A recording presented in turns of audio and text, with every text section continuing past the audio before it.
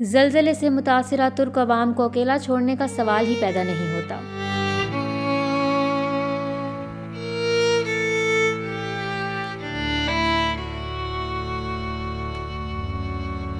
तुर्क अवाम बेघर नहीं रहेगी। हम अपने तुर्क भाइयों को सड़कों पर नहीं छोड़ेंगे। तुर्क हुकूमत अपने तमाम तर वसाइल बरोएकार ला रही है। सदर एर्दवान ने ज़लज़ले से मुतासिरा जनूबी तुर्क सूबे कहरमान मारिश का दौरा किया और वहाँ तबाह हाल तुर्क शहरियों के लिए हुकूमत की इमदादी काविशों का जायजा लिया। सदर एर्दवान ने तुर्क अवाम का दुख दर्द सुना और इनका हौसला भी बढ़ाया। उन्होंने गम में डूबे अवाम को गले से लगा लिया।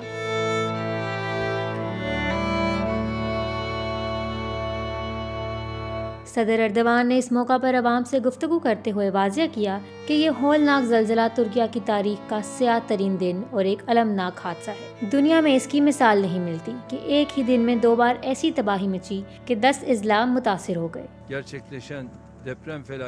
उन्होंने कहा कि तुर्क अवाम के हौसले बुलंद हैं और तुर्क हुकूमत भी अपनी जिम्मेदारियों और फराइज से बखूबी आगाह है। ये सानिया गैर मामूली सही मगर मेरे लोग लावारिस नहीं। तुर्क सरकारी मुलाजमीन, समाजी इदारे और हुकूमती जिम्मेदारान के अलावा गैर मुल्की इमदादी टीमें भी तुर्किया की इस मुश्किल घड़ी में हमारी मदद को आगे बढ़ी है। इन गैर मुल्की इमदादी टीम से रजाकार तुर्किया के इन अजला की बहाली और रेस्क्यू में तुर्क हुकूमत का हाथ बटाएंगे। वाज़ेह रहे कि ज़लज़ले से जान बहक होने वालों की तादाद 12,000 से तजावज़ कर चुकी है।